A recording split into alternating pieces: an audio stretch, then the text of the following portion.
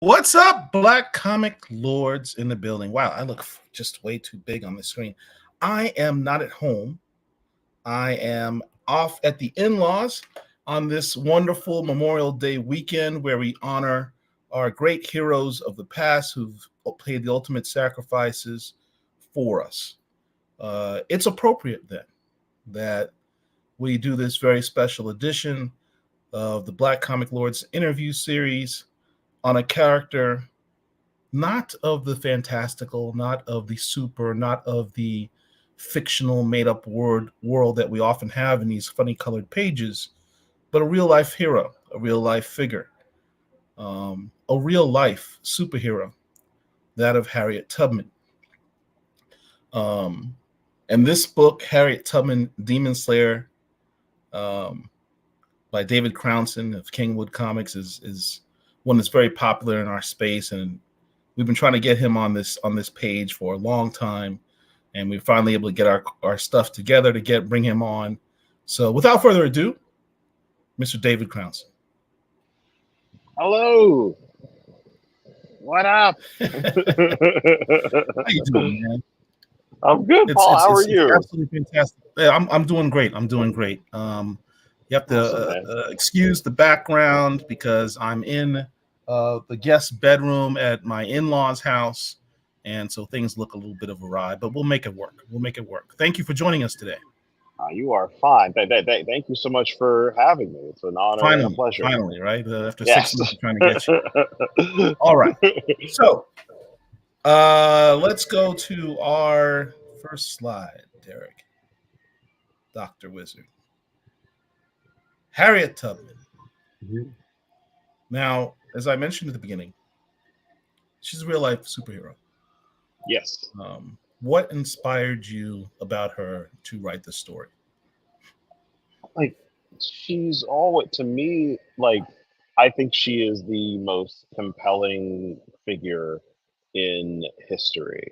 Just everything she did, the sacrifice, and also being a wanted fugitive and being a woman and Yeah. also being illiterate and disabled. And she is still able to operate and achieve things that a regular, like able bodied, healthy person couldn't do, you know, and really just got by on it's her wits too. Like just in the face of ultimate adversity in the ultimate monster of slavery, racism, white supremacy. This what this 4'11" black woman is standing tall, and she's leading like hundreds of slaves to freedom. And I just like I don't know. There's just something about people who are scared and they just do it anyway, because it's the right thing to do. Like that's that's everything to me. Like that's paramount to me. And also, and yes, I added like for this comic book, I added demons and like vampires and witches, and made Harriet Tubman of martial arts. Um, I think you can take. I mean, don't because I love what I did, but I think you could make a really compelling narrative and a compelling story. That's still like an action story with what actually happened. So Yeah, we actually got a chance to interview Greg Burnham, as you know, a few days ago. mhm. And one of the things that we talked about with him and his writing and his ability to do edutainment, you know. And I thought Yeah, yeah, that was a real great opportunity you have with this Harriet Tubman Demon Slayer, to both educate people that don't know about not really all that much about her, but at the same mhm. time doing it through this lens of a superhero fantastical, storyline, which this is. I mean, the horror mixed with the martial arts, mixed in kind of a western setting. I mean, it's like a number of genres all rolled up in one, which is just really, really dope. Really, really dope. Yeah, yeah, exactly. I was curious. There was a popular movie that came out in 2019, Harriet. Hmm. I was Yes. wondering if did you see this movie? This movie inspire you or influence you in any way? Yeah, I got invited to like a screening for it, and then I think Cynthia Erivo and I like became like online friends Oh, really? during this time, and I think she got like a little bit well, I don't know if she got offended by this. Um, and around this time, like my comic book was getting really popular, Yeah, and I think it was announced that she was cast as Harriet Tubman, and right. so everyone was like, "Yo, you should meet David Crownson," and everyone was like, "You should meet Cynthia Erivo." Um, and then I sent her like a couple of comics, and so I sent her some comics, and we're just like talking and going back and forth, and um, the trailer comes out a couple months later, and everyone, black people in the comments were like, "Hey, yo, where the demons at? How come there ain't no vampires in the trailer? Like, yo, I was expecting a demon to show up. What's going on?" And there was like a bunch of those comments that like started to get like deleted by like the studio. 'Cause I know people were just like joking around, just having fun, just being silly. Black people sometimes who can be unserious about things. It was all good fun, but that is my funny story. I So think I your had series came out before this movie. yeah. The first I want to say like 3 issues had been out, and the series had been out before this. I think it came And out what 20, was it 2016? yeah, I think the comic came out in 2017, and I done like the Kickstarter and the announcement and raised the funds for it in Right, 2016. right, right, And I think, and I'm glad the movie came out because Hollywood had some issues with adapting my comic book to television or film because at this time, like 2017, 2018, there hadn't been like a definitive Harriet Tubman story in the right, same way where there's a Malcolm X movie. There's a there's Malcolm X movie. There's a bunch of Martin Luther King movies. right. There's a Rosa Parks. There wasn't like a definitive. This is the Harriet Tubman story. Um, but yeah, I'm just glad that I'm glad the movie came out, and Cynthia did a great job, in my humble opinion, um, playing this person, playing Harriet, and yeah, and I think at the time I already had a bunch of things already worked out.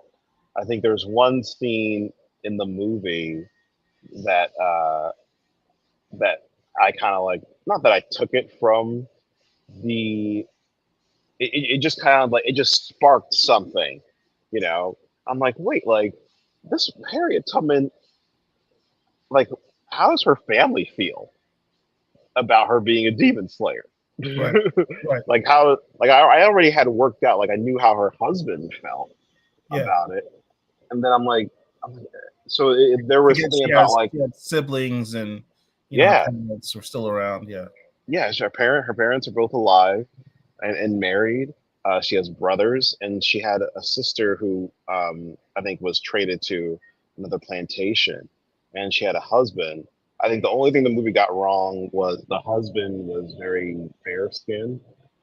He was like almost passing with how light skinned he was. And they cast like a dude who was as dark as me.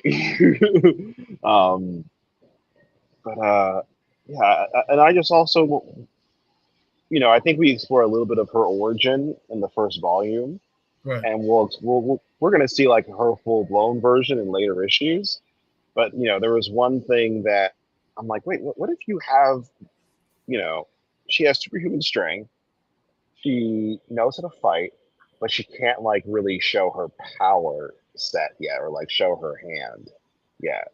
So I just thought, I'm like, oh, okay, like she has to like almost be like Clark Kent, Superman, Right. Right.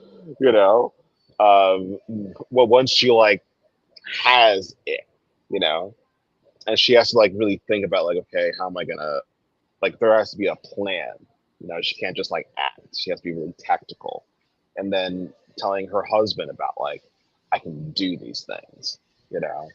So let's And talk about how you came into putting yeah. this all together, because we have these covers Hmm. of the book, Hmm. and each one of them sort of represents sort of a different lens of looking at the character, a different way to sort of look at it. And as you're putting all these, and these are fantastic covers, by the way. Thank you. Um, I think you definitely got the marketing portion of how to sell a comic book to people like myself who dig these freaking covers and will buy 3 covers, 5 covers of the same issue just because the cover's dope. Thank Um, you. Thank you. Thank you. I see some there that I need to hit up some people and try and find. Um, so you come up with this concept. It's all going through your head. You have all these images, and then you go to the pitch, right? You obviously have to sort of, you know, is put it together and tell people I'm doing the story. This is what the story's about, and you would Mhm. assume people are kind of like, you got to be kidding me, right? And like laughing at you. Oh yeah, yeah, yeah, yeah, man. Like I think I told my friends at first when I had the idea, and immediately everyone laughed. But then they were like, after they were laughing, like, wait a minute, that could also be like, Kind yo, if you do this right, like it could be something that's pretty dope and badass, of, right, and you can still like have a sense of humor about it, but it's not like schlock. The humor is innate and on some like Cohen Brothers type of humor, where it's more like quirky because it's you're taking a very serious subject, a serious person, and finding like the quirks in it. Um, so yeah, like that. That's for me. I just wanted to do as much research as possible about the real life Harriet Tubman and how she felt about what she was doing and getting underneath that, and also finding out like quirky things about the real life Harriet Tubman, and also about the time period, and then also doing a ton of research about like werewolves, demons, and witches, and a lot of Anne Rice stuff, and then watching the entire series of Buffy the Vampire Slayer, just I rewatching was it. literally going to mention that because as you mentioned, telling people the story, and I remember like Joss Whedon when he talked about creating Buffy the Vampire Slayer and how he specified that you had to say the whole thing, like a Tribe Called Quest, Buffy the Vampire Slayer, and people are like, that's very strange, and but it ended up becoming a hit because he had this vision in his head of what it was going to be, and it was a real dope series. Um, so then you go and you create the story. You have this great cast, right? Um, and I love the fact that you centered the story around the family. Is there any Yeah, particular reason why you decided to do it from that angle? yeah. Like for me, I really I felt that like the story started with Harriet first, of course, Right. and then when I was doing research, I was trying to figure out because I got the idea in Harriet Tubman Demon Slayer, and then focusing on the biography. But I'm like, okay, what's the moment? Like, what's the thing that's gonna hook us into the story? And I thought, I'm like, hey, like we have seen there actually have been Harriet Tubman movies and stories on like PBS with like Cicely Tyson. But those were about her suffragette years, you Right. know, like in the 1870s and 1880s. And I just thought, and the Harriet movie does touch on it. But I'm like, wait, we haven't seen like w- the moment Harriet Tubman became a fugitive, like like I wanted that that wanted sign to be like it's one of the covers, you know. And I was like, I'm like, wait, like that's what I should make it about. And then I started when I was researching that that was a really stressful time for Harriet because she was traveling with other slaves during this time. So she was putting herself and this family in danger. Um, and she had to really lay low. She had to go back and get her sister. And then I was like, wait, I'm like, okay, I should just center this on that family. Yeah. And research for this was tough because either a lot of things have been hidden because like it had to, or she would get caught. So I couldn't find like the name of the family that she was traveling with during this time. Right. So I just did research on like real life names of slaves that existed around this time, and ones that were led to freedom by Harriet. I And love this comment by Frustrated Fan Sports. He says it was a smart direction of the third party view. Like, what would you think if you saw a real life hero? yeah, yeah, because it puts them. We get to experience Harriet Tubman through them, Right.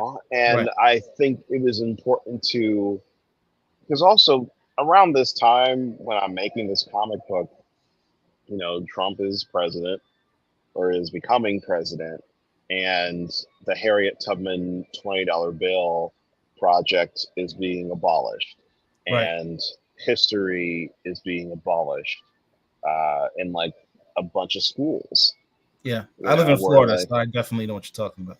yeah, I thought that was wild. Like kids aren't going to learn about Rosa Parks or learn about Harriet Tubman because it makes little white kids. Sorry, I'm like, well, it makes me kind of mad. It makes little white kids feel bad. Like I'm like, no, it's bullshit.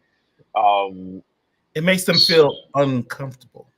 yeah, it makes them feel uncomfortable. I'm like, oh, I'm sorry you feel uncomfortable when like the people who actually had to live this shit like were tortured and murdered like viciously.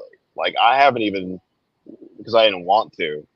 I did a lot of research and I stumbled like Paul. I stumbled on some shit that was infuriating. So this book was my catharsis. Right. Um, and so I really wanted to for for Harriet to be seen as like the superhero, the Right. badass. The way I wanted to create when Lois Lane meets Superman for the first time. That I want that feeling for black people, and it's a And black woman that's what who's Superman. this family presented for you. And I, as I said, I identify with this particular family because I look at this particular image. That's me. That's my wife, and that's my daughter right there. Amazing, Um, man. literally, that's us. I mean, I actually gasped when I saw this page because I'm like, that's my family. And then I'm starting to think because whenever you do these things where you look at our history and what we've been through, right? Mhm. And you imagine it's natural for you to like say, what would I have done in that situation? And as I'm reading the story and I'm looking at it through this lens, I'm like, what if that's me and my family and we're in the situation and I've got these and you see in this particular panel you've got these vampires about to attack this family in the old South and you're on the run as slaves. What would you do?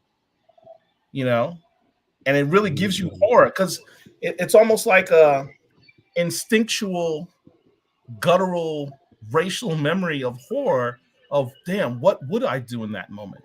You can kind of feel this moment in that level.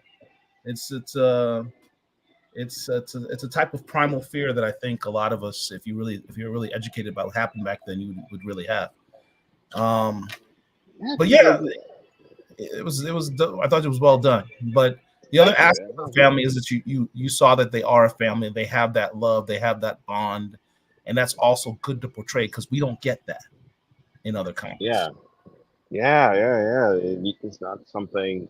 It's seen, but it's rarely seen. So Right. it was important for me to show that this is a man that loves his wife, and his wife loves him, and he's a dad girl, and also will do anything for his family. Even he'll die for his family, but he wants to also live and be around. Like he's ready to throw down with these vampires, and he's like, he says it. He's like, yo, I don't care what you are. Like, yo, don't touch my wife. You know, and he is willing to like go balls to the wall. And as the series moves forward, like Caesar is going to be like very formidable, and um, I just have a lot of really fun, awesome like breakthroughs with him. Like I love writing this season. All right. So then the family also gives you the humor aspect because dad's funny. Yes. Because my wife is cool. My daughter's super smart, just like these two. So I said, this family's me. And the father's kind of a goofball. And the women in his life are really kind of really ahead of the game when it comes to his life, which is very similar to my own. Oh yes, same. I get roasted. Right, right. Love the family, but you really get to see some cool aspects as a result. But then you talk about Harriet's family. Yeah. In this version, she has a Mm-hmm. son named Chip, an adopted Yes. son. Where did this come from? It started out as when I was telling my friends about this, um, and then the book started to get really popular, and the Kickstarter started to blow up a bit, and I was getting a lot of like attention, from Hollywood people, and one of my friends, made a joke. He was like, "Yo, man, there's no way Hollywood's gonna let you make this into a movie or a TV show unless there is a white man as a love interest helping Harriet. You got to put at least one white man helping out with racism and the Right. racist problem." And I'm like, I'm like, there is no way I'm gonna give Harriet. Uh, I'm not against like interracial dating, but I'm like, I'm not gonna give her like a white husband or a white boyfriend. I'm not doing it. And then uh, I think like we were like laughing about it, and we talked about how Harriet, as she progressed, she did have allies uh, who were white men who were like about the cause, and Right. they were like much younger. Um, and I was like, wait, like what if she like raised one of them on the plantation, and she was like in charge of like this one kid, and once she becomes like the demon slayer and she's like, I'm leaving this plantation, this kid like follows her, and she's like, yo, I gotta like leave, and he really doesn't want to leave Harriet because he's kind of an outcast with his family because he has a stutter, and Harriet never judged him or looked down on him, and he was like, she she's like, I could probably go further and faster if I have like a white man with me. Like with the right white man, you can do anything. Type of thing. Um, Kind of like and Django Unchained, where he had the white man to be his yeah, face in certain e- situations. exactly. It's like Django and also like Black Klansman. And Yeah. then I just thought like, what if this white man is like the Robin to her Batman type of thing? And I don't know, something about that imagery of like this tall, like redheaded white dude and this petite, like strong, brooding black woman who's the leader and is in charge and calling the shots. That just I don't know, it just seemed compelling to me, and I just did a bunch of research, and then I watched this. I was rewatching Chappelle, Killing Them Softly, Yeah. and he was telling the story about his like white friend Chip, who always means well, but sometimes gets him and his friends in trouble. But Chip gets them out of it, and his heart's in the right place as an ally, but he kind of wilds out sometimes. And I was like, wait, I'm gonna call this dude Chip. And since I got the idea from Dave Chappelle, like his last name is Davis, so That's where it Chip. comes from. So, for the record, Chip is not a historically accurate person in real life person. No. He is. I think he and maybe one other demon are not historically accurate. All right. They are invented for this series. They are fictional characters from the mind of David Crownson and Yes. Kingwood Entertainment. All right, got it. All right, so let's talk about Harriet herself. Mhm. Now, you mentioned she has powers. First Yes. of all, I love the fact, I love this one look she has with the military jacket, from like Hmm. the previous war, so to speak, that era, the Revolutionary War. And I Hmm. remember seeing a cover where she also has a jacket from like the Spanish American War, sort of an homage to the fact that she was a military scout later on in her life. So I thought that was kind of cool, and it's just a cool look. Thank you, So thank you, thank you. they mentioned she's really strong. So what is her abilities, her para meta abilities?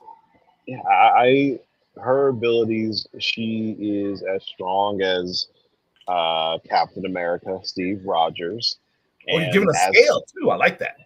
yes, and I dare say maybe just a little bit stronger, since her power set is more on like I won't reveal it too much. It's more of a spiritual thing, and also, she also just wakes up with and she has like a healing factor. Like it's not like Wolverine where like she's like immortal, where she gets hit and she'll like heal immediately. It's a healing factor that also is on the level, I'd say, of like Spider-Man, where Peter Parker gets hurt and beaten up. Uh, if he takes a nap, he'll be fine in a day. Um, and so yeah, the same agility, strength of Captain America, agility and healing factor of Spider-Man. We gonna get real nerdy, and then also like this precognition that the real life Harriet Tubman had when she got hit over the head. I think someone like made a comment, and she had like these like narcoleptic experiences where she would like faint, and she swears when she would faint, she would see visions, dreams from God of things that were about to happen, either within a few hours or a few days. And that was Right. like a direct, like, I saw spiritual that in the contact. movie too. I saw that in the Mhm. movie too. So that was a real life thing Yeah, that that she was a real life thing that she did experience, and she journaled about it. Um, so I'm like, yeah, like I'm gonna put that in there, yeah. and also that's like kind of scary if like Harry Tubman is this badass person with superhuman strength, and then she gets like tired and like faints, and I was like a werewolf. It's like, yo, what are we gonna do? Um, I think that just raises the stakes. And then the other thing that's most prominent that you would certainly see is the fact that she wields these swords, specifically Japanese katana swords. You haven't quite in the 6 issues we have yet. We don't really know the origin of her swords or her swordsmanship or how that came into being yet. But I have a pitch. I have a pitch that I would like to share with you, sir. So here's the pitch. Um, you uh, mentioned recently, and then we'll talk about it a little bit later. I would say a certain black samurai from ancient times had progeny that somehow one of them made it to Philadelphia. And when Harriet Tubman made her first escape and landed in Philadelphia and was getting herself situated before she started to go back and free other slaves, she underwent training with this person and got the swords, and that's how it came to be. Do you have some type of origin story for this that we have to go to? You will find out everything about Harriet Tubman and her origin in issue 10. Issue 10. Um, issue 10 is the probably issue 9 and 10. Well, we'll make it a double issue. But you'll find out the full blown uh, origin of Harriet Tubman and how she um, how she, because I think we in issue 5 we like peek about it a little Mm-hmm. bit. And I think issue 9 and 10, it's going to be like a deep dive of like what happened, what her life was like before it, and the tragedy and the fallout that has to happen to push her to be where she's at in issue 1.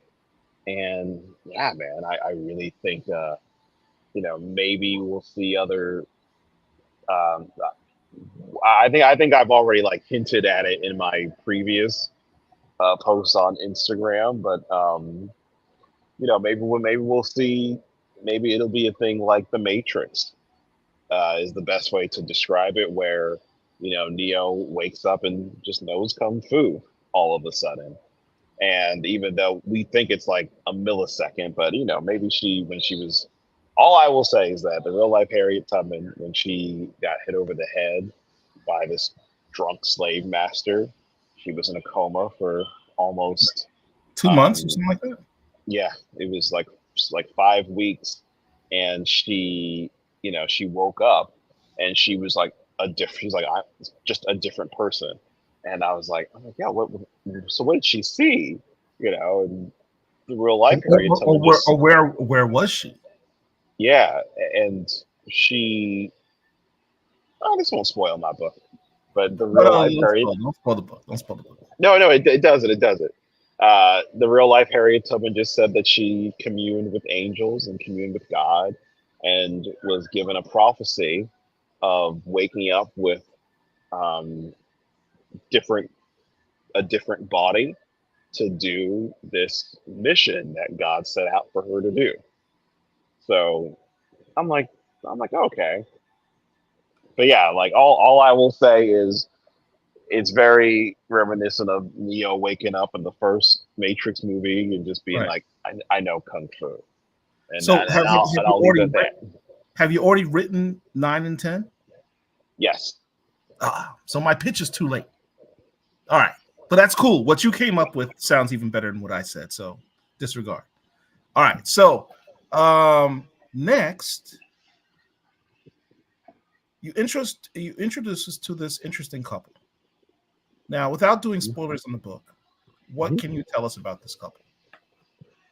Maurice Jones, he's like a 1,000-year-old demon. Basically, he's a race of demon that he basically every few hundred years he eats a slayer. I guess this isn't a spoiler.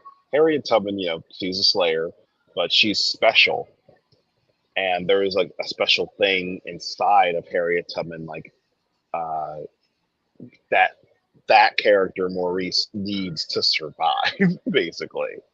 Um, so every few hundred years, he just eats, and then he goes back to living his normal life. Which is like 100 years is like the equivalent of like a year, for him. And his wife, um, her name's Bella, and Bella, she was the product of a white, this like kind of like wealthy white woman having an affair with a black slave, and she got pregnant, and the slave like ran away, and she ended up having this child who's obviously a half breed. Um, and she just kind of grew up being ashamed of her own skin. And oh, I left this part out. This white woman's a witch. um, and basically, so Bella was raised by a coven of witches, and they always teased her because of like her skin and her nose and her lips. Um, and she just got really pissed off and tired of it one day, and she just would steal a book of spells and teach herself how to do these spells, and she ends up murdering the entire coven and becomes this like all powerful like sorcerer. And then she meets Maurice along the way, and they fall in love. And And that's Bella's backstory. I don't want to go into more of like her look because that would be a bit of a spoiler. But that's cool. Yes. That's cool backstory. Okay. So yeah, that's. But one of the things you mentioned is the fact that he's a demon, and this story is called. The title of this story is Harriet Tubman, Demon Slayer. You didn't say Harriet Tubman, Vampire Slayer. It's Harriet Tubman, Demon Slayer, because she fights more than simply vampires. She fights what I think the term that you use is paranorms. And I think this page, these panels here, sort of represent some of those paranorms. What are the type of creatures or things that go bump in the night that we can expect in the story? You'll see more. You'll see werewolves and different hybrids of werewolves. You'll see witches. You'll see wizards and sorcerers. You'll see two sets of vampires. Ones are basically vampires who have been vampires for so long they don't even have like a like a human brain. It's just all primal. Um, and then and I think you'll see different types of demons. Like you'll see reptilian demons. You'll see demons that might be dragons. Uh, Maybe it has something to do with the Ku Klux Klan. I don't know. Um, and maybe you'll see the Jersey Devil. Maybe you'll see uh, what's it called? Goblins and gargoyles as well, who are basically just like demon hybrids. Um, and yeah, Lions and tigers and bears. Oh my! yes, yes. You got a whole plethora of characters that I was not expecting when I first started reading the series, Mhm. and it really goes down the rabbit hole. And I appreciate that because you're world building. I mean, you are. I don't think people see the story, see the byline, or I mean, not the byline. They see the title, they get the premise, the general premise, and they kind of say, "Oh, it's just a Harriet Tubman fighting vampires," and it's so much more than that. You've got an entire world that you've built, like this sub world within the world, um, that we haven't even fully explored in these 6 issues. And I'm like excited to like, when's the next issue come out? I need to know. I need to know more. But it's I'm working on it. Working on it. I'm gonna probably share like a page from uh, page 1 of issue 7 this week. That's what's up. That's what. Make sure you share it in our space. Will do. All right. So I absolutely love this line. You mentioned like the Ku Klux Klan having a dragon, a grand dragon, I would assume. Um, Yes. Yes. but a lot of these demons are these racist white folk, kind of Hmm. like what we saw in Bitterroot. Hmm. Um, Racism is the biggest monster there is. And I love this particular panel where the little girl is asking Harriet Tubman, what's the difference between the vampires that hunt us and the white folks that used to beat us? The vampires have sharper teeth. It's like, message. My producer made a video that says, message from the girl on asleep right now. What? Message. 30 seconds later. Thank you, Derek. What was the emphasis behind this? Yeah, like I think this was like around the time I was developing um, Harriet as a show, and this was before I met Prentice Penny and was going to do this with the Disney Onyx Collective. And I think this one I won't say the studio, but they were trying to figure out like what's the entry point into this show and how does slavery what are white racists doing during this time and I think they were trying to figure out a way to make it that slave owners had a way out or to basically put them off the hook, and I was like, yeah, no, I ain't doing that. No, they don't get to be off the hook. Like that's just another demon to me. Right. That's just another. It's all in the same family. Like I know we said Paramore, but I put vampires, werewolves, witches all under like and racism under the demon umbrella Right. that Harriet has to slay. Absolutely. And I'm just like, it's like, and then I think I was also like, when I was writing this issue in particular, the pandemic happened and we were all locked in. our homes for, we were all there for however long we were. Um, and I just remember I got inspired from that show Hunters Hmm. on Amazon, Yeah. and there is a uh, I forget the actor's name, but he plays Kurt Connors in Sam Raimi's Spider-Man movies. And he plays like this German, like racist man, and he looks so scary. And he's in the pilot, and it's like I don't know if have you seen Hunters? I'm familiar with it. I haven't watched the episode, but I know what show you're talking about. Okay, I know watch what the actor you're talking about. pilot. Watch the pilot, and you'll get what I mean. Like this guy just has like a change, and it is the scariest, most intimidating thing I have ever seen on camera. And this guy, he doesn't do any makeup or anything like that. He doesn't have like fangs. And I was like, oh my God, this dude is scary. He's a little racist demon. And Yeah. I'm like, wait, there is no difference between vampires and demons and race. Like, there's no difference.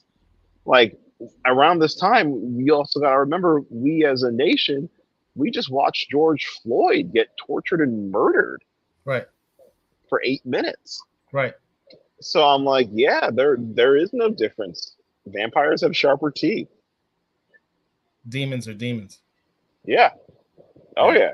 yeah. So All right. So you're gonna make us wait how long for issue 7? um, uh, not long. The hope is to have it come out later this year. The hope that's I'm thoroughly dissatisfied with the answer because of my fandom for your work, sir. I'm sorry. People take things take time to draw. Originally, No, get it right. Get it right. you I know, mean, take your time. so I'm just disappointed because I really want to see what happens next. me too. So, uh, we will be. I will make sure we move swimmingly fast through the summer. And all I that stuff. noticed you change artists from issue to issue. Is that Yes. intentional or No. No. It was not. because the artist that you selected, and I assume you're the one who makes the decision as to what artists work on the book, right? Yes, I do. So you managed to pick artists that, even though they're different artists and they might have their styles may be slightly different, they still, it's not like a shockingly different style.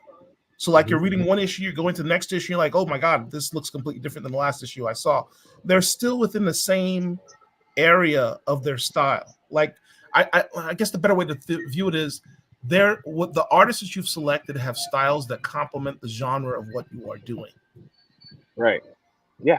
And I think you very well selected the artists that you did, because you didn't pick artists that just their style clashes with what you've got going on in the book. So you've done a good job at that. Thank you. Yeah, like it's been originally Cortland Ellis was going to Right. it was going to be like I would jump was throughout the series, but then I think life just happened. Like I think Cortland, his wife he was in the middle of finishing chapter 1, and his wife went into labor. They were having their first child, and they were moving to a different they're moving from an apartment to a house. And Cortland's Cortland's wife went into labor, and he's like, hey, I don't think I can do chapter 2 right now because my life is totally different. I'm a dad now, and we're moving. And I was like, hey man, no problem. And I was already kind of looking at Joey Vasquez. He had done a cover for us. Yeah. It's one of my favorite covers for chapter 2. And I just said, hey man, would you be interested in doing an issue? And he was like, yeah, of course. And thanks guys. Everyone's saying they love this cover. Everyone Yes, loves yeah, this cover. This cover's yes, dope. that is Brett Person, and he's drawing Nightmare in Newark right as we speak. He's drawing Nightmare in Newark. And we're going to talk about that in a second. Kevin, Yeah, Kevin, yeah. Kevin Pitts asked, how many covers Mhm. will there be? I assume for the next issue. Oh, for issue 7, there's going to be so far. There's going to be 3 variant covers Okay. of issue 7. Actually, no, excuse me. There's going to be 4 covers of issue 7. This is one of them, and Stephen Harris, who's drawing issue 7. The and He, Stephen Harris. yes, the and Stephen Harris. He drew. He made 2 variant covers for Harriet, and what else? What else? Two. He made 2 variant covers, and Matthew Reyes also is also doing the cover of issue 7. That's what's up. That's what's up. All right. So other stuff that you've got cooking that we want to talk about here. A little dude. You might have heard of him. You know, some of the people in the space might have heard of the guy. Some guy by the name of Rodney Barnes, who just so Yes. happens to have, you know, an Eisner Award winning, you know, should have probably gotten 3 by now, honestly. Hmm. Super dope book, best book on the shelves called Philadelphia. Also wrote a super dope graphic novel, which also should have won an Eisner, quite frankly, called Blackula. Um, is this an official announcement? This image that we have here? Yes. I okay. I wasn't. I kind of. I wasn't supposed to, because I just got really, not that I was like breaking rules or trying to um, offend anyone, but basically I had this idea. I got the idea because I was doing a book signing and someone was holding my book and Blackula, and I was like, just looking at it, and I'm like, they need to meet. um, and at the time, this is like in 20 last summer, and I'm like, they got to meet. I don't know how, but they just got to meet. So I spent the next couple of months just kind of like thinking of a story and an appropriate reason why they both would meet and where they both should end up at the end of it. Right. Um, and yeah, I was really just uh, I wanted to work with Rodney because Rodney's also just like he's a great storyteller from TV as well. Like he worked on Everybody Hates Chris, My Wife and Kids, Right. and the Boondocks, like some of the classics. And I had told him, I was like, hey man, I have this idea for Harriet fighting Blackula. Like let's meet up the next time I'm in California. And we met up. And actually, I think the week before we met up, I said I had the story, and I still was thinking if I didn't have a full thing. So, excuse me. Bless you. Uh, Thank you. Um, I rewatched uh, Blackula, the first one, and then Right. I watched the sequel. Screen back to And the screen. yes, and and then I read my girlfriend had the book because it's really hard to find. Right. I had ordered it from a bunch of comic book stores and it always sells out. And so I read the book, loved it, and immediately I was like, okay, I know exactly what to do. I know how this can impact Harriet, and I know how this can be a compelling 5, maybe 6 issue graphic novel story. And You know what's also so, interesting is a yeah, much of Rodney Barnes's Philadelphia universe, which he has introduced Blackula into at this point. hmm, Um, obviously takes place in Philadelphia, and yeah, that's actually where Harriet Tubman went.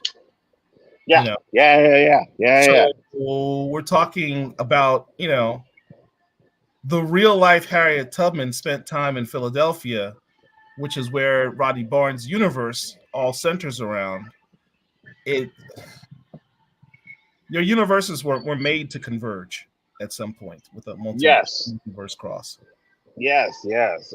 And so, I was just one of the best days of 2023 that I'm grateful for is, I met up with Rodney and I just, gave him his flowers, and then I told him about the story and how it would make sense and how it would work.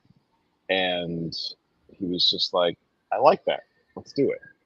And then, we took this picture, and I was like, just like geeking and cheesing and just, really happy. And then I said, hey, like, there's actually more art that I've been sitting on that I haven't shared yet. But And you I plan on just, sharing it first with the Black Comic Lords because we're your fam, and you're going to share it with us first, right? oh yes, of course. And I think and that warrants Derek, our producer, a certain video. This is a Black Comic Lords exclusive. That is what we call a shameless plug. I'm not even mad at it. There's no shame in my game. no shame, no shame. It's We beautiful. we are breaking officially that Harriet Tubman Demon Slayer versus Blackula is a real thing. It's coming to our stores, and we need to pre-order the book as soon as it's available. Yes, we do. Yeah, I'm gonna have some meetings about it. Have an artist that I really like picked out for it. Is a black artist. Is all I can say. Is a black artist who has done some stuff for DC. That narrows it down to a couple hundred, but okay. Yeah. Well, it's someone who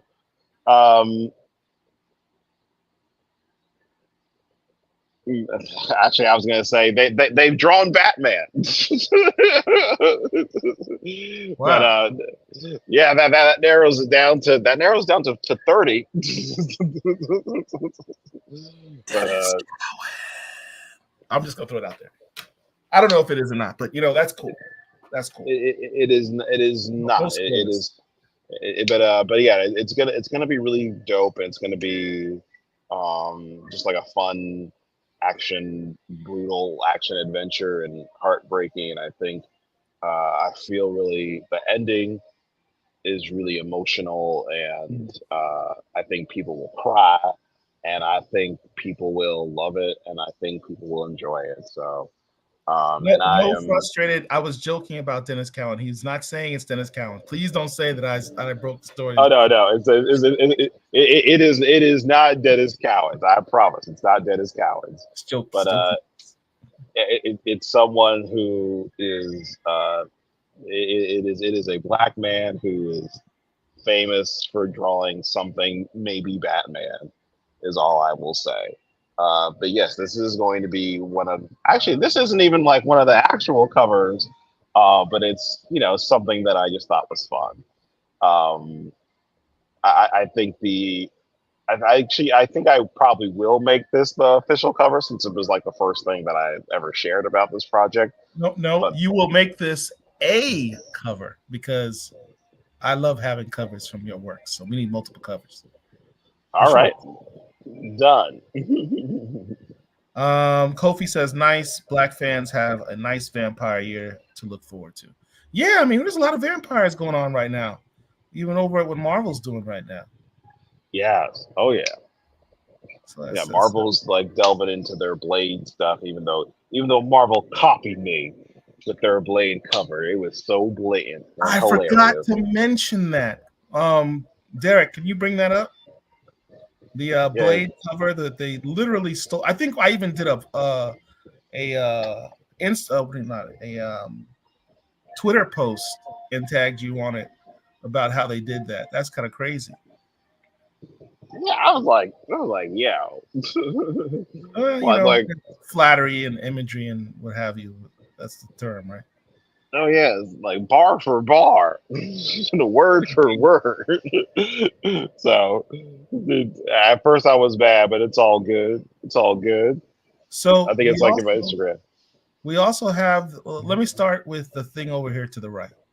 Mm-hmm. You did this post, I think yesterday, in which you said Harriet Tubman Demon Summer is in comic book stores nationwide. Buy it, and you have this picture of Yasuke. Mm-hmm. And then you have this picture of what looks like a video game version of Harriet Tubman. Any possibility she's going to be in a video game or crossover with the character of Yasuke? There is a possibility. I can't. I'm not allowed to say anything, but video games are a possibility for the Harriet Tubman Demon Slayer universe. David, David, I have an Xbox in which I would tremendously like to kill uh, racist vampires in the middle of the night with the thumbs. So Yeah, if you could do it, I would greatly appreciate that. I will do my best. I'm doing my best. But yeah, there's some cool stuff, you know, coming along the It's got to way. be somewhat cathartic just to be decapitating vampires, you know. Yeah. Oh yeah, man. Like especially all I gotta do is watch Fox News, and especially all this stuff with is it? I thought it was Yasuke, but it's I think I keep getting it wrong. I don't know if it's Yasuki or I Yasuke. don't know how it's pronounced. I'm Um, just phonetically saying Yasuke. Maybe it is Yasuke. yeah, just that whole reaction to this real life person who really existed, and Japanese people are like down with it and think it's cool, but just the that just like burned like some Pericles oh says it is Yasuke. yes, Yasuke. Okay, so I've been um saying it wrong. it's all good. I think I only knew about it because Chadwick Boseman, before he died, he had agreed to play this character. Right, And I was like, yo, that's going to be such a cool movie. They got the perfect person right. to play this character, and I was so excited for it. And then when he passed away, I was like, oh, I was crushed because I'm like missing out on Black Panther 2 and missing out on Yasuke movie, and also just a really seems like a really incredible human being. Yeah, it's Um, a loss that we're gonna feel for quite some time. yeah, man. Whew. But Um, Speaking of other screen stuff, there's this rumor about Disney Plus that I think you might have even mentioned at the beginning of the show. What's going on? What exactly is cooking at Disney Plus? What do you got cooking? uh, so I was approached about I want to say 2 3 years ago by my homie and friend Sebastian Jones, who've had on this Shout out to who you've Stranger had on the show. Comics. Yeah, shout out to Stranger Comics. And at this time, I had just put all my money into directing a Harriet Tubman YouTube commercial because issue 5 was coming out, Mhm. and I thought this commercial it came out looking great. A bunch of my friends came together and helped me put it together, and Was an then animated commercial, I assume? no, it's a live action thing you can find it on Live YouTube. action. Okay. Yeah, um, and we this is during the pandemic, so we like just shot this thing, and I'm hoping that it's gonna go viral and make a bunch of money. And then I think when we posted it, it only had like 200 views, and I was really discouraged. I was Mm. like, damn, I put in all this effort, all this time, and nothing.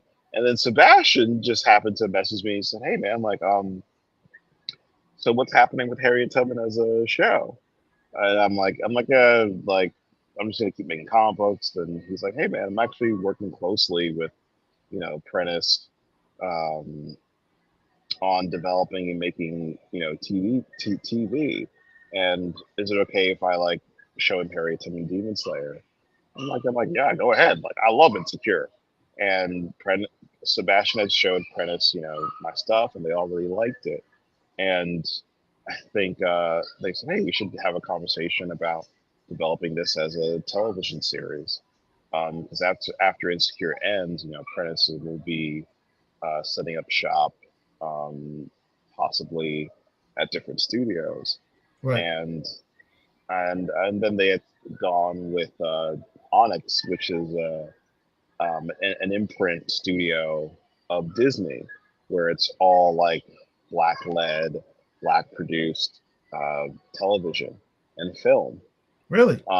Yeah, and they mostly distribute through Hulu, but they also distribute through Disney Plus and FX.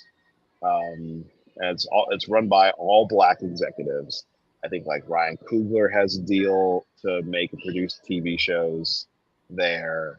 Um, Natasha Rothwell, and other people of color have deals there as well. And also, Prentice has a deal. So, got to meet Prentice, and Prentice is just an amazing storyteller. And I love his work on Insecure. So for me, I just wanted to do something where I want to work with black people and black people that are good at telling stories. Like just with Insecure, I'll know. I think I told Prentice this story where I was at a barber shop and everyone was like watching TV. Or like the whole barbershop like paused to look at the screen, and it was Insecure. It was like I think the season finale of like season 2. Right. And like grown ass black men like stop cutting hair. Like grown ass men were all looking at the screen in the middle of their haircut, like watching it and just captivated by it. So I'm like, wait, like that's what my show needs. Like someone that can tell a story that good that doesn't require special effects or action where you're already enrolled into the story. Because Prentice is really he's all about getting to the heart of things and getting grounded in the emotional life of characters, and then we can do all the action and explosions and stuff. So that's what made me want to sign up with them. And I know Prentice has been. I think we lost a year of development because of the writer's strike. And I know Prentice is really busy with his with the Black Twitter documentary that Yeah. everyone should watch. So, it is dope. That second yeah. episode I was talking about in my show last week, the second episode kind of rocked me to my core because that was sort of during the Black Lives Matter and George Floyd and Trayvon Martin. I mean, that was like that time period that episode dealt with, and it was great television. Yeah, man. Like Prentice, that man will tell a great story. He will bring the heart of it, and he'll make you laugh. And that's what Harriet Tubman Demon Slayer needs.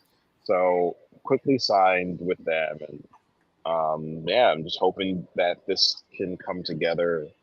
I know before the goal was always like for it to be either a 2025 thing, but because of writer strike, and losing a year of development because that writer strike went on for like a long time. I'd say like maybe 2026, 2027 is when this will probably end up coming out. But in the meantime, that just gives me an opportunity to keep making comic books for you awesome folks. So yeah. Yes, sir. Yes, sir. And then we have this action figure / what is this? All right, It's this created is by you. yes. That was made by a Corey Hanzo, amazing sculptor, man from black man from Philly, and he had just made like a 12-inch sculpt of my character, and he had just posted it at a museum, and a bunch of people were like, yo, you gotta connect with this dude. He's dope as hell. His stuff is fire. And I was like, okay, cool. Like, no, let me connect with this guy.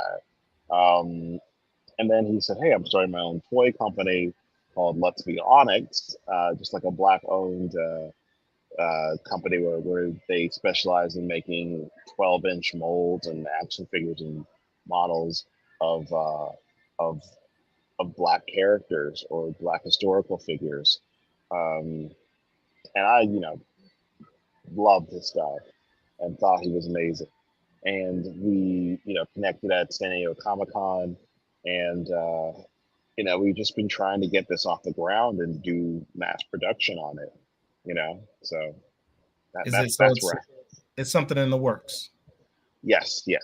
This needs to go up on my shelf with my Black action figure statue collection. Yes, it does. I'm like, yo, let's just mass produce a bunch of these and sell them for like, I think most of figurines sell for maybe like 180 or $200, but this one that you see right here, he handmade it himself. Yeah. He made the clothes. He sculpted her face, um, and didn't do any like laser printing or 3D printing. It's all like him working with a stencil. Like the man is a self-taught artist and a genius. Um, so yeah. Merch. That's where it's at. Yes, yes, it is. Yes, it is. I want it to come out now, like right away. And there's the Blade cover where they totally stole, like literally, like from the placement of the logo, from the screen being red to the reflection in the katanas. I was I like mean, Marvel. I yeah. was I like mean, Marvel. clearly, could you put them next to each other, Derek? Yeah, I posted about it on Instagram. You can probably find it on my Instagram thing. I was like. At first I was mad, and then I'm like, you know what? Exactly what you said, Paul. Like imitation is flattery, so I'm like, I'll take it. I know, but at least give you some props on that, man. I mean, they could have. I don't know. Marvel kind of giving you side eye on my brother right now. It's all right. It's all right. I haven't read that Blade issue. I hope it's good. Um, It is a dope what's it series. called? Brian Edward Hill did a really Mhm. dope job on that series. Oh, awesome. I don't know what the name of the artist that did that particular cover, but he might owe you a check. I'm just saying. I'm just Yeah, yeah. Well, like, oh, it might have just been, it might have just been Marvel doing it. Like Marvel, sometimes they go through like Pinterest and Etsy, and they're like, "Do this," and don't, uh, they don't really give the artist, the artist sometimes doesn't, they don't have all the control. Um, at least I like to give artists control. Like I'll just say, hey, maybe something along this thing, but have fun and do you, you know? let's see. You got Lofi says it's a nice little comic book fan history for us. The Marvel copying the cover. I guess. I guess that's a positive way you can look at it. I'm still Yes. I'm still looking at you sideways, Marvel. Anyway, on to bigger and better things for you. What are you doing in New York on the side of this building? Oh yeah. What's it called? There was a gentleman who I met, um, who really liked my comic book, and he was a man who has money, and I was trying to get this man to invest in my company. And I think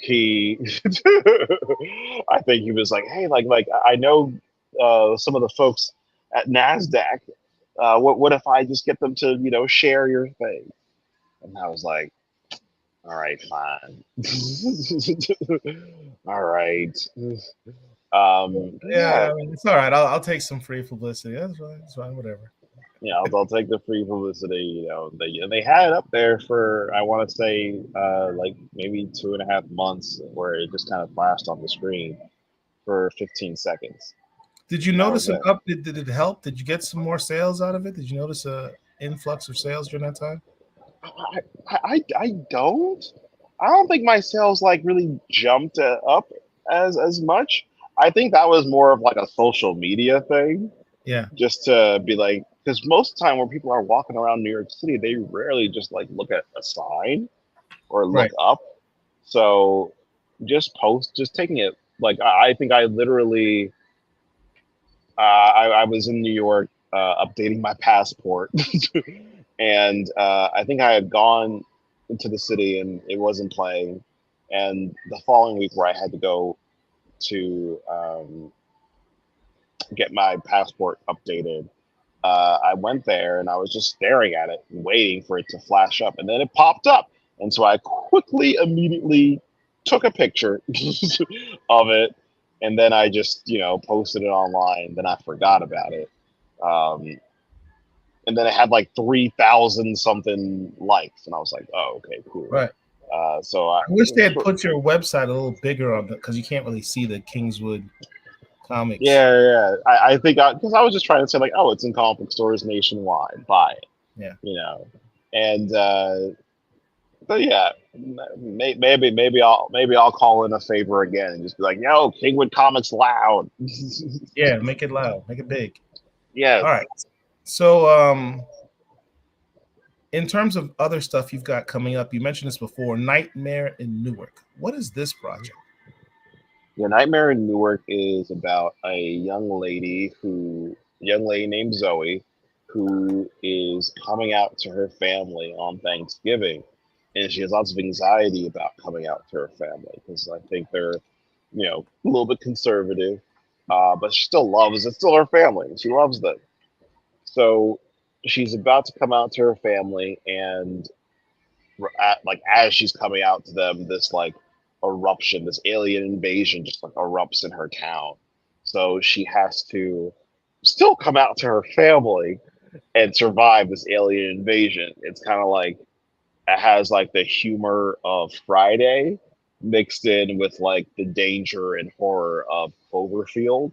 So Yeah. like it's just constantly being on the run from these like aliens that are killing people, and it's in Newark, New Jersey. Because I don't think we never get to see like, I mean, yes, we do see black people in alien invasions, but that's either on like Attack the Block. But like being in Newark, New Jersey, Well, the thing with and Newark, like, would you notice the difference? that's me. But I noticed he's like, that's why everyone always says like, well, I've seen some nightmares in Newark. People always say that shit to me. But no, like I just really wanted to, just highlight this town that doesn't really get a lot of shine in media. I think it does now, but like when I had the idea, um, I've been working on this one since I want to say 2018. Um, and it started out as just like a short story that I was going to do for a different publisher. And then that publisher ended up like, it was going to be an anthology horror project. And they ended up just canceling the project for whatever reason. But I had been working on the story for like a month. So I'm like, I'm going to keep tinkering with this because I really like it. And a lot of things had to line up. Like, I didn't know who was going to draw it at the time. And then Brett Parson, who drew that cover for Harriet #7, he did a great job with the cover. And then I just thought, oh, like he should do the series.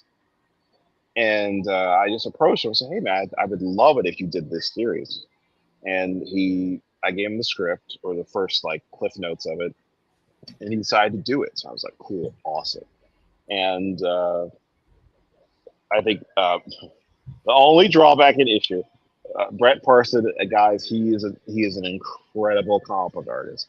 He is like one of the best to ever do it, like legend.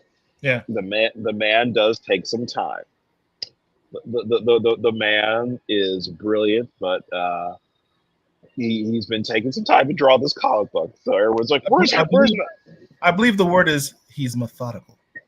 Yes, he's methodical. Wish he would be methodical, but like faster. Because everyone's been yelling at me for 2 years to be like, where's Nightmare in Newark? And I'm like, guys, I am trying. Well, we speaking of the art, I think Derek has an image he wanted to share finally, just so you show people that we're not tripping.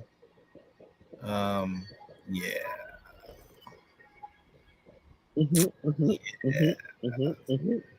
Just because I want to be petty. I might do a screenshot of this and tweet this again. Yeah, I think I literally posted it. Yeah, you can go ahead and retweet that. Someone was like, it's not they didn't copy it at all. It's not that unique. But I'm like, yeah, It's literally a red background. Literally where the logo is, the same thing. Literally the reflections of demons and werewolves. And there.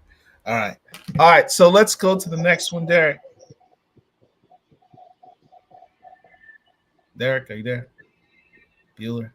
My producer has dropped. There he is. All right. So, do you have any other projects that you have coming up that we have not spoken of? Yes, there it is. Yeah, Killer Bee. Yeah. Killer Bee is a. Someone said the check should be in the mail. Yeah, Marvel, where my check at? Um,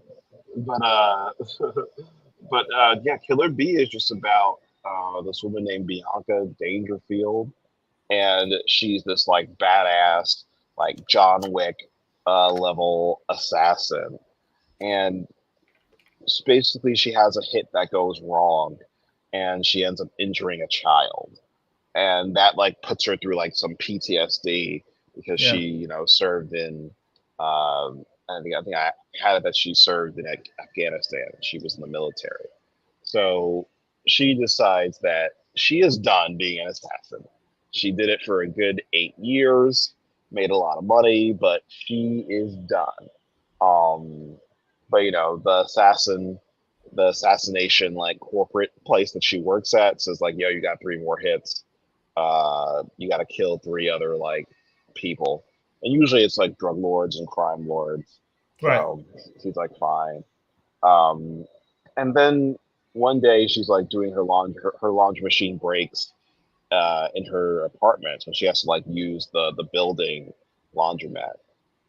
And she bumps into this other guy, this like kind of dorky Winston Duke type of guy, and the guy is like such a goofball nerd. And she's kind of like turned off. She's like, "Yo, this Negro is corny. I cannot rock with him." And but then she keeps on seeing him, and then one day he just wins her over, right? And she starts to like this guy. He's really like, because she's like, again, this badass assassin, and she's in amazing shape, beautiful woman. She normally doesn't go for these like kind of like chubby dad bod, dorky guys. She just goes for like sexy, rock hard body, Winston Duke. The other end of Winston Duke just having like a rock hard body and stuff, an 8-pack abs, but she's with this like dorky dad bod type of guy, and he sounds like his name should be Stanley. His name is I think his name's Walter. And then she starts to like him. They start to date, and they date for a year, and they fall in love. And she's still like doing her hits and all that stuff. And she has one final hit, and she's like, "I'm gonna do this hit. Walter and I are gonna move away, and we're gonna walk out into the sunset together." And she gets her final hit, and it's Walter. Oh, dude, I need this book. I love that. And Walter he's a super sweet, nice guy, but he's a lawyer who's prosecuting like a mafia conspiracy, and they want him gone. And in this world, if you don't deliver your hit, they kill you and the guy and the target. So she's just like, fuck it. Like, people are coming to kill us. I'm gonna kill them first. And that starts our story. And it's a romantic action comedy. It's basically John Wick, but superimposed over a romantic comedy. Bro, you literally just gave me an entire trailer in my head. That was awesome. Thank you. I'm looking forward to this now. You gave me no pictures, and I have all the pictures in my head. That's awesome. Yes. I'm genuinely looking forward to this story now. Yes. Right. He said, "Is Killer Bee out already, or is this one upcoming?" This one's upcoming, right? When can we expect it is upcoming, but we don't know when because the artist is methodical. Oh no, that's Nightmare in Newark. Okay. Killer Bee, I did the first 2 issues are done, and I'm Oh, just right now. Matthew Reyes drew Killer Bee, okay. and the only problem, it's a good problem with Killer Bee, is I am having some trouble with finding the right colorist for it. Um, Let's see. because because because it can't just be. I think I found the guy for it though, or the person. I don't know if it's a guy or a woman. But Try I Paris. I Paris Allen. that's funny. That was my first.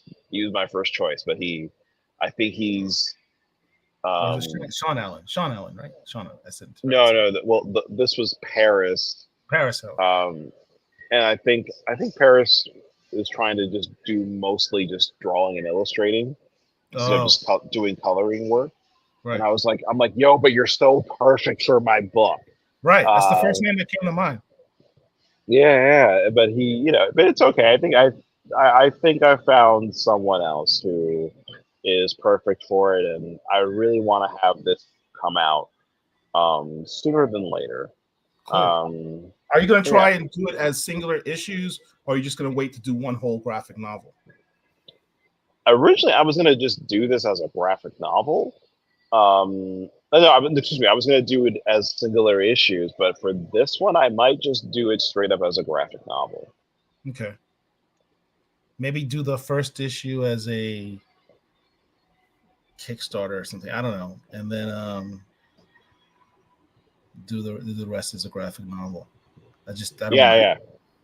yeah. Oh yeah, Something like yeah. Yeah, marketing. I'm definitely gonna do a Kickstarter for um definitely doing a Kickstarter for this one. Yeah. Yeah. Yeah. Do that first issue, bunch of covers, and then do the graphic novel later on. Yeah. That'll work. And then you've got a little something coming up in August. Yes, I got Atlantic Comic Con. I'll be doing that for uh it'll be my first time. Well, it's their first time doing the show too. So yeah, I'll be doing that, and it'll be fun, and it'll be great. All right. So, Derek, do we have anything else for this gentleman? He says no. That's the Atlantic Comic Con. So, sir, we have to thank you for your time, David. Man, it's been a pleasure finally getting you on here, man. I've been Thank trying you, to get man. you here for a good 6 months, and to finally have you on here has been a true blessing. And we appreciate you. As you know, or you should know, you're very popular in our space with the fans that we have here. You have a lot of fans in our space. I don't know anyone who's ever said anything negative about Harriet Tubman, Demon Slayer. Awesome. Really, really, really popular book here at the Black Comic Lords, and we wish you every success. And we want to drop your exclusives for your upcoming books here as soon as you're cleared to do so, or anything else that you're doing. All right, well, what we'll do, man. I'll keep you updated on all the cool stuff, and just thank you for talking about the comic, and thank you for having me on, and thank you for being a positive soundboard, not just for me, but for other dope, awesome Black comic book creators and artists. We really need that support um, and attention. Because I don't think there is really. I think that there is, but having that consistent sounding board um, as far as podcasts go for Black uh, indie comics, having like a group of that is really vital and really important. So thank you for having this platform. And we're you're quite welcome. I believe me when I tell you, you're quite welcome. We're here for you. Besides, you're part of the family. We initiated you in the last live that we had with you, right? Even though it was a Yes, group live, this is their first singular one. You could do it again if yes, you like. But yes, do it. all right, so you know how it goes. Look into the camera, say your name, and say, "I am a Black Comic Lord." But do it better than Greg Burnham, because Greg's was really weak. That was funny. He's like, I am a black. I was like, Negro, what are you doing? Yeah. We had to have Dude, him. dude, that was fun. I want to say, because I really wanted to do it on a Wednesday. What's it called? Our interview. I was joking around, by the way, when I was like, I'm like, yo, just switch it. I was like, oh wait, I'm like, does he? I don't know if Paul knows that I'm like just joking around. Uh, like I'll do it any day they need me to. Bro, I was like, well, should I? I mean, it's David Crownson, but I want to piss off Greg. Yeah, that would have been funny. I knew you were joking. I knew you were joking. I actually talked to Greg. Cool. Greg's like, man, that Negro did not just. I was like, hey, he's joking. Yeah, that would have been funny. Greg would have been like, David is banned from the Comic-Con. All right, so I'm gonna put you on the screen and you go for it, man. Oh, so I just say my name is David Crownson and I am a black comic lord. That's what I said. Yes, but do it better than that.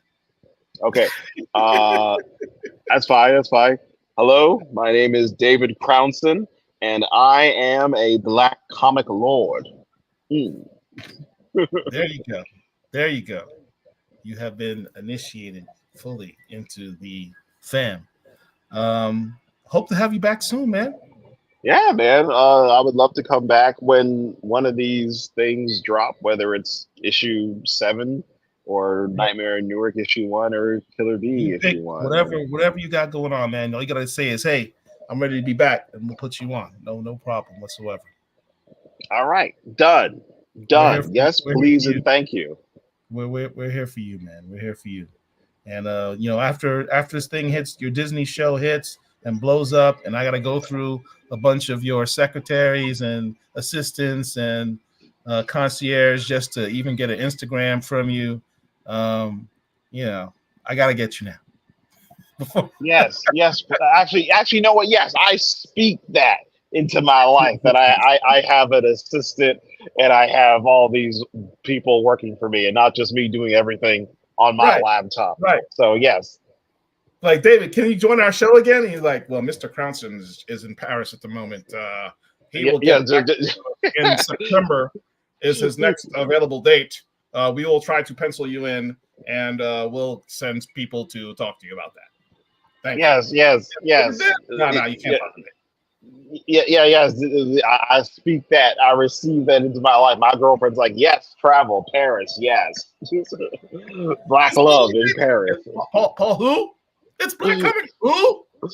He's like, I don't know who that is. Fruity, get the helicopter. Just like, that type of thing. No.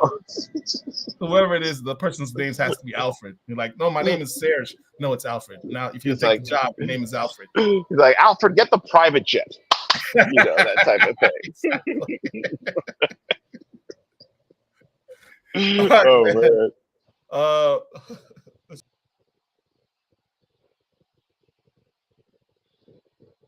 Oh, Paul, what happened? Did I lose you?